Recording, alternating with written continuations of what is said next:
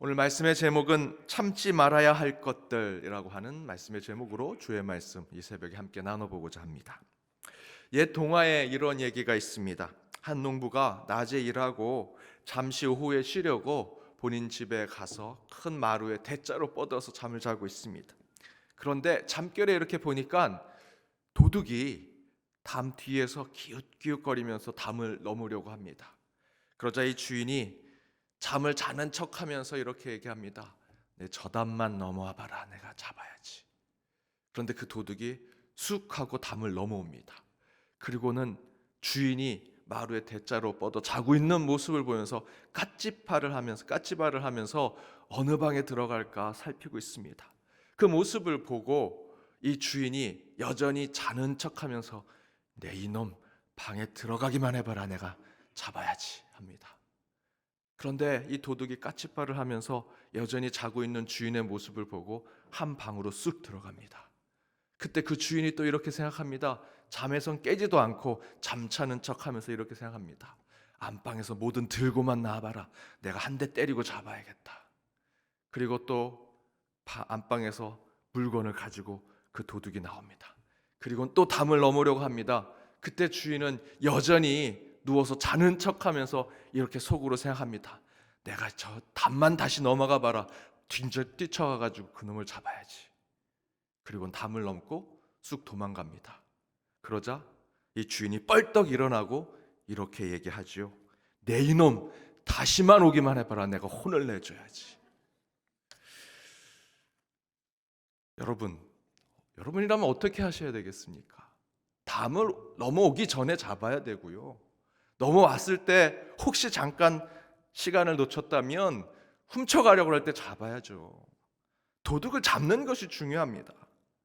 도둑을 잡으려면 뻘떡 일어나서 도둑이 꼼짝 못하도록 제압을 하는 그런 모습이 우리 가운데 있어야 합니다. 양반이나 선비처럼 어험 이렇게 한마디 한다고 요즘 손주들도 그런 얘기 안 듣습니다. 어린아이도 그렇게 할아버지 할머니가 어험 하는 거 듣지도 않습니다. 게으른 농부처럼 도둑이 도둑질하는 거 뻔히 알면서도 아무런 조치와 대응도 하지 않고 그렇게 되면 자기 물건 다 빼앗기게 되는 거죠.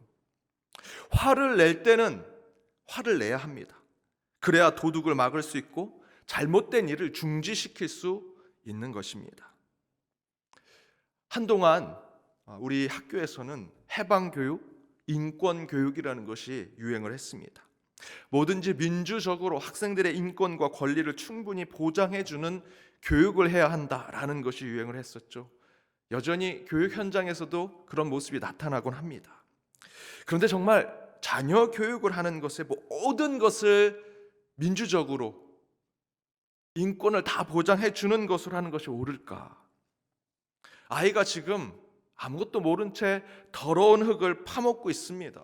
소꿉장난 할 때 보면 아이들이 잘 몰라서 막 흙을 막 물로 으깨서 옆에 있는 친구도 먹이고 자기도 먹고 이렇게 하는 일이 있죠.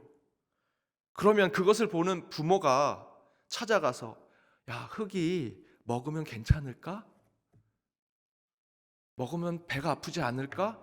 여러분 이렇게 설명하면 애는 흙 다 먹고 그 안에 잘못된 병균들과 세균들 다 들어간 다음에 여러분 그거 막으시겠습니까? 아이들이 잘 몰라서 뛰놀다가 담 위로 올라갑니다. 사람 보기에도 아이들이 떨어지면 다칠 것 같은데 곧 뛸 것 같은 아이들에게 야, 우리 한번 생각해보자, 거기서 뛰어내리면 너 다치지 않을까?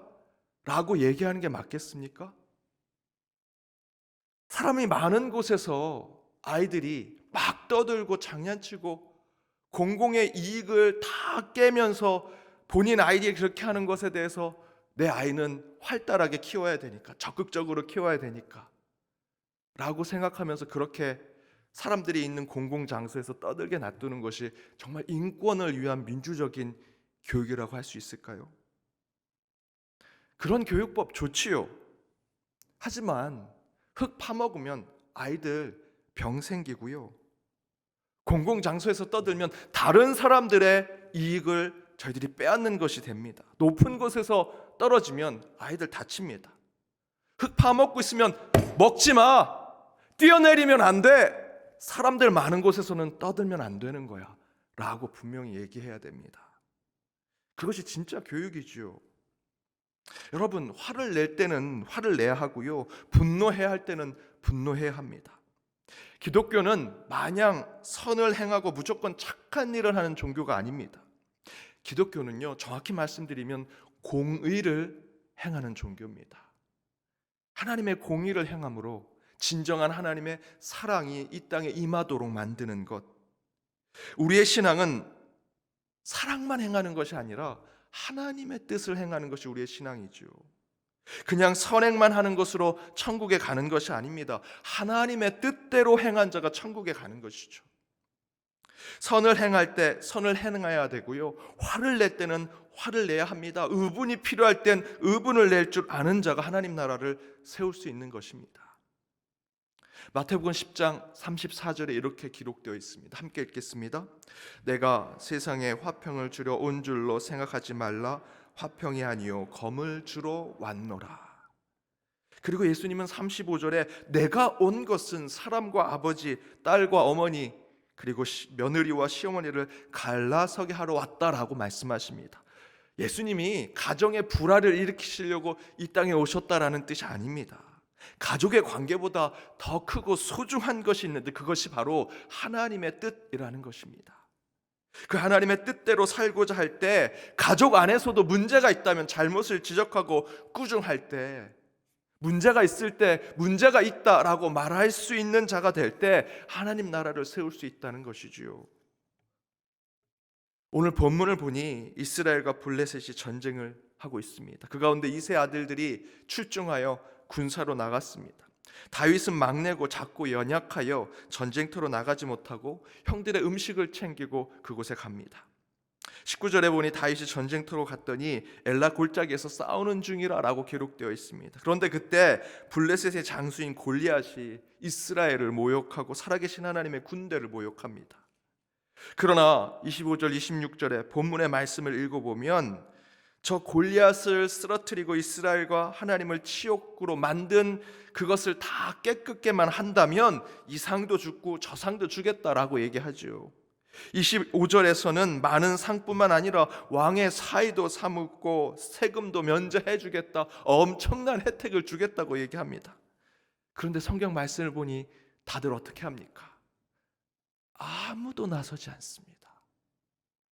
자기 집에 도둑이 들어왔는데도 그저 자는 척하며 내 이놈 넘어오기만 해봐라, 내 이놈 그 물건만 가져가봐라, 내 이놈 나가기만 해봐라, 다시 오면 내가 이놈 잡아야지 라고 하는 마음만 갖고 있습니다.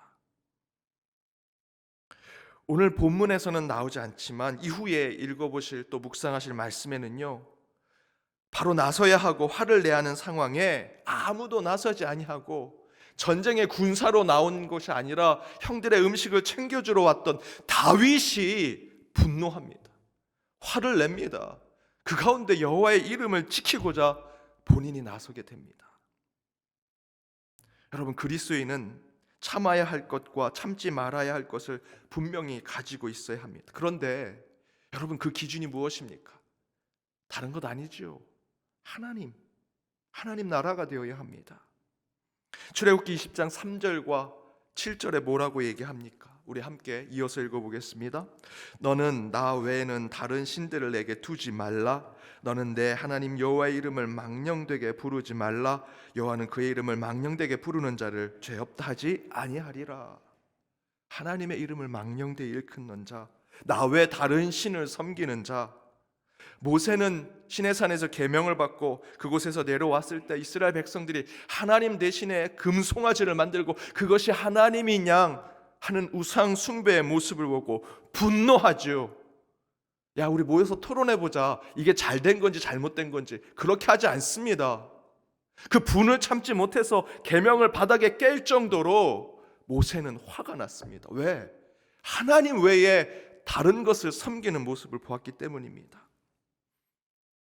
연동교회 129년의 역사는 하나님의 공의에 불의를 참지 않은 교회였습니다. 우리 믿음의 선배들이 그것을 보여주었고요, 여러분도 지금 그렇게 하고 있음을 저는 믿습니다. 구한말 교회가 세워질 때 연동교회는 600년 유교의 사회 질서, 그것이 종교처럼 사람들의 계급을 다 나눴습니다. 천민은 사람 취급도 받지 않았습니다. 남녀의 여자는 늘 차별받는 것이 종교처럼 생각했습니다. 그러나 연동교회 초기 우리 믿음의 선배들은 그것을 깼죠. 우리 일대 장로님 갑파치였습니다. 천민이었습니다. 우리 장로님들 정말 프라이드를 가지셔야 됩니다. 일제 초기에 가짜신 우상을 섬기는 일본 제국에 절대로 무릎 꿇지 않았습니다. 연동교회는요, 이상재, 이준, 함태영, 김정식, 이원근 신앙으로 독립을 기대하며 항의를 했던 믿음의 선배들이 있었던 교회였습니다. 6.25 때는 공산주의로부터 우리 이 교회와 이 나라를 지킨 것이 연동교회입니다. 독재로부터 나라와 민족을 지켰고요, 경제개발 당시에 때로는 사각지대가 되어 있던 열악한 노동 환경에서 어렵게 일을 하던 노동자들에게 그들의 인권을 지켜주던 것이 우리 연동교회였고 그 시대의 등불이었습니다. 더불어 이 시대의 교회 안에 물질과 권세, 정치와 부자 세습이 우상화되는 것을 우리 연동교회는 참지 않습니다. 당연히 창조 질서를 파괴하는, 그래서 사회를 교묘히 혼란케 하는 동성애를 미화시키는 이 사회 문화도 우리는 참지 않을 것입니다. 환경을 파괴하는 인간의 이기심에 대해서도, 전쟁을 일으켜서 여전히 사람을 죽이고 살상하는 반도덕적이고 비윤리적인 모습 가운데 여전히 의분을 갖고 싸워야 하는 것이 우리 신앙이 되어야 합니다.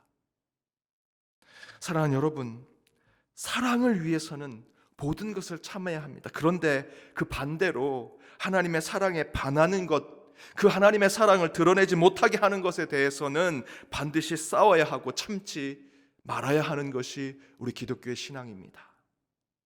하나님 대신에 교회 주인 노릇하는 것에 대해서, 창조 질서를 파괴하고 인간의 생각과 의도를 하나님의 것보다 우선시하는 것에 대해서, 인간의 욕심과 이기심을 그럴싸한 인권이란 이름으로 포장하려고 하는 세상 문화에 대해서, 바로 그런 것에 대해서 우리의 신앙은 철저히 하나님 중심에 서서 교회를 지키고 저와 여러분의 믿음과 신앙을 고수하는 것이 되어야 할 것입니다.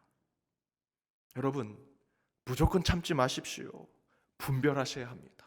기도하셔야 합니다. 깨어 기도하여 참된 하나님의 의를 드러내는 저와 여러분, 우리 연동교회가 되기를 주님의 이름으로 축복합니다. 우리 시간 함께 찬양으로 결단하길 원합니다. 예수 그 하나님의 공의, 주님의 그 뜻이 이곳에 이루어지기 위해서 먼저 그 하나님의 공의를 찾아내어 진정한 사랑을 세상에 전하는 저와 여러분이 되길 바랍니다. 우리 찬양으로 함께 결단하겠습니다.